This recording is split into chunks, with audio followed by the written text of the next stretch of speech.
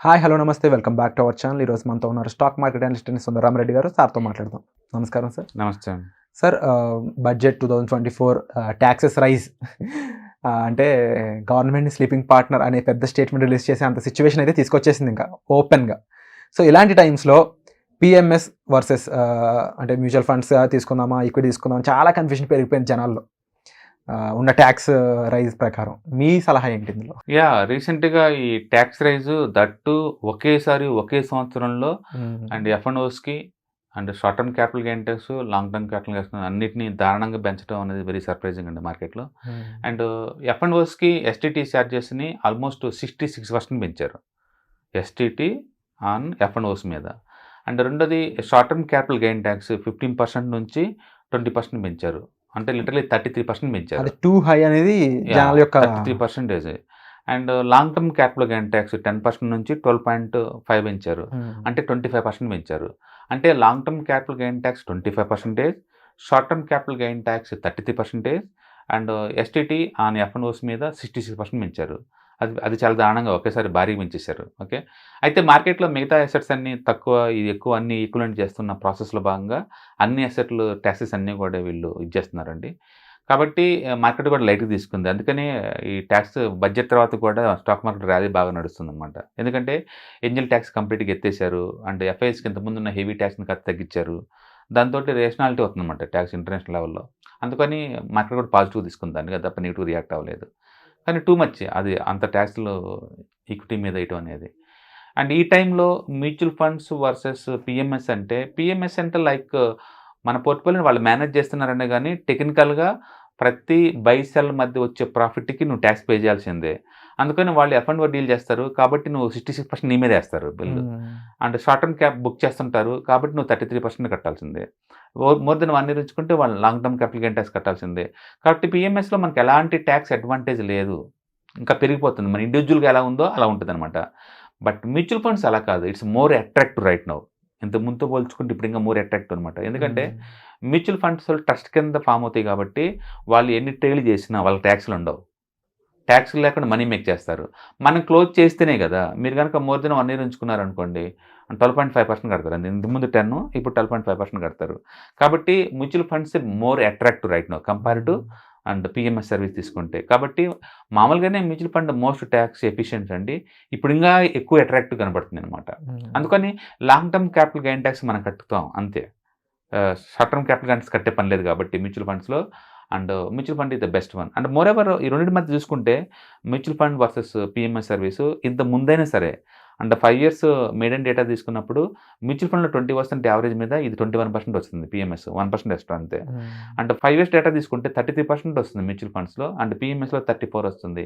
అంటే average rate క్లియర్‌గా చెప్తుంది. మ్యూచువల్ ఫండ్స్‌తో పోల్చుకుంటే ఈ పీఎంఎస్ సర్వీస్ 1 ఆర్ 2% ఎక్స్ట్రా ఇస్తున్నారు. కానీ ఇప్పుడు ట్యాక్స్‌లు పెంచారు కాబట్టి ఆ పీఎంఎస్ సర్వీస్ ఎడ్జ్ పోయింది. అందుకని ముందు రోజుల్లో పీఎంఎస్ వాళ్ళు షార్ట్ టర్మ్ ట్రేడ్స్ మీద ఎక్కువ డబ్బులు సంపాదిద్దాం అనుకుంటే అది వర్కౌట్ అవ్వదనమాట. అందుకని mutual fund is the better one right now.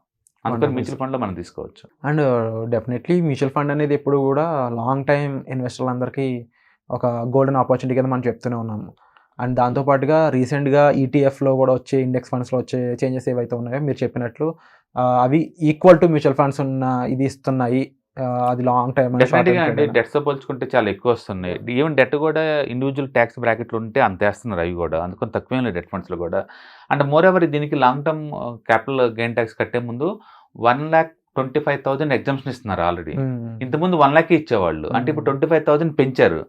అందుకని వీళ్ళు ట్యాక్స్ ఏమో 25% పెంచారు ట్యాక్స్‌ని. 25% అక్కడ ఎగ్జామ్షన్ ఇస్తున్నాడు.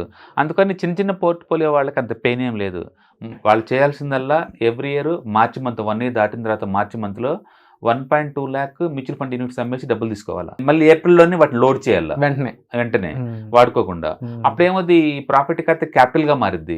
క్యాపిటల్ మీద ట్యాక్స్‌లు ఉండవు.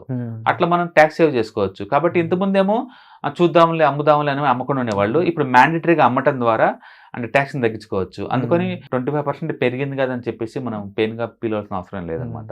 కాబట్టి ప్రతి ఒక్కళ్ళు మార్చి మంత్‌లో 1.2 లాక్ విత్‌డ్రాల్ చేసుకోండి మార్కెట్ నుంచి. మీ ప్రాఫిట్ వస్తే. దాన్ని మళ్ళీ ఏప్రిల్ మంత్లో లోడ్ చేయండి మార్కెట్లోకి. దానివల్ల మీకు ట్యాక్స్ని మేనేజ్ చేయడం ఈజీ అవుద్ది. అంటే జనరల్గా ఒక నెలకి ఒక 20,000 30,000 ఎస్ఐపి పెట్టే వాళ్ళ పరిస్థితి అయితే ఎలా ఉంటుందంట? పెద్దగా తేడా ఏం లేదండి. 2.5% తేడా వస్తుంది లాంగ్ టర్మ్ పాయింట్ ఆఫ్ అంతే. అప్ టు 30 lakh ప్రాఫిట్ వరకు కూడా నీకు 2.5% తేడా వస్తుంది. టూ మచ్గా ఏం రాదు. అందుకని నెంబరింగ్లో చూస్తే 25% ట్యాక్స్ వామ్మో అనిపిస్తుంది కానీ బట్ మీకు 30 lakh లాభం వచ్చేంత వరకు కూడా నీకు అంత పెయిన్ ఏమి ఉండదు. 2.5 అనేది ప్రాఫిట్స్ గెయిన్స్ మీద, గెయిన్స్ మీద.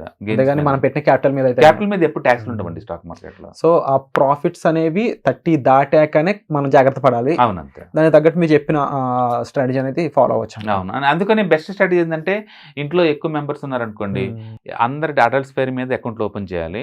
సపోజ్ ఇంట్లో 5 మెంబర్స్ ఉన్నారనుకోండి, 5 మ్యూచువల్ ఫండ్ అకౌంట్లు ఓపెన్ చేయాలి. అన్నిట్లోంచి ఎవ్రీ ఇయర్ మార్చి మంత్లో 1.25 lakh విత్డ్రాల్ చేసుకోవాలి. అప్పుడు 5 అకౌంట్లు అనుకోండి, ఇదే 7.5 lakhs విత్డ్రాల్ చేసుకుంటున్నారు. మళ్ళీ వీటిని ఏప్రిల్లో లోడ్ చేశారనుకోండి, అది క్యాపిటల్ అయిపోద్ది. ఇంకా 1.5 lakh నీకు సేవ్ అవుతున్నాయి కదా ఎవ్రీ ఇయర్. అందుకని క్యాపిటల్ తగ్గించుకోవచ్చు ఎఫిషియన్సీగా కొంచెం వర్క్ చేస్తే. ఏది అయినా డెత్ ట్యాక్స్ రెండు మనం ఫైట్ చేయలేము. డెత్ విషయంలో ఫైట్ చేయలేము, ట్యాక్స్ విషయంలో ఫైట్ చేయలేము. అందుకని వాడికి సరౌండ్ అవటం బెటర్ అనమాట. అందుకని మనం ఎక్కడైనా ఎక్స్ట్రా ఇన్కమ్ జనరేట్ చేసే దగ్గర ఫోకస్ చేయడం తప్ప ఈ ట్యాక్స్ మీద కంప్లైంట్ చేసినంత మాత్రం మనకు ఒరిగేది ఏం లేదు. Wonderful sir. సో తప్పకుండా వెళ్ళే కొద్దీ ఇంకా వీటి మీద మరింత అప్డేట్స్ అనేవి వస్తూ ఉంటాయి అనుకుంటున్నాను. మిగతా ఎస్టేట్స్ క్లాసులన్నీ చాలా ఎక్కువ ట్యాక్స్ అట్రాక్ట్ చేస్తున్నప్పుడు, ఈవెన్ డెట్ కూడా ఇండివిజువల్ ట్యాక్స్ బ్రాకెట్కి 30% పట్టుకొస్తున్నప్పుడు ఈక్విటీలో డెఫినెట్గా రైజ్ చేస్తారండి. అందుకని అదే లాంగ్ టర్మ్లో ఇంత 10%కి ఎక్కువ కాలం ఉంచాలనే విషయం తెలుసు చాలా మందికి. బట్ సర్ప్రైజింగ్గా సడన్గా ఒకేసారి అన్ని రకాల ట్యాక్స్లు అంటే short term, long term, speculative tax అన్ని పెంచడం అనేది మాత్రం మార్కెట్ వండర్. బట్ మార్కెట్ కూడా పాజిటివ్ తీసుకుంది, ఇట్స్ ఓకే అన్నట్టు. Wonderful sir, thank you so much.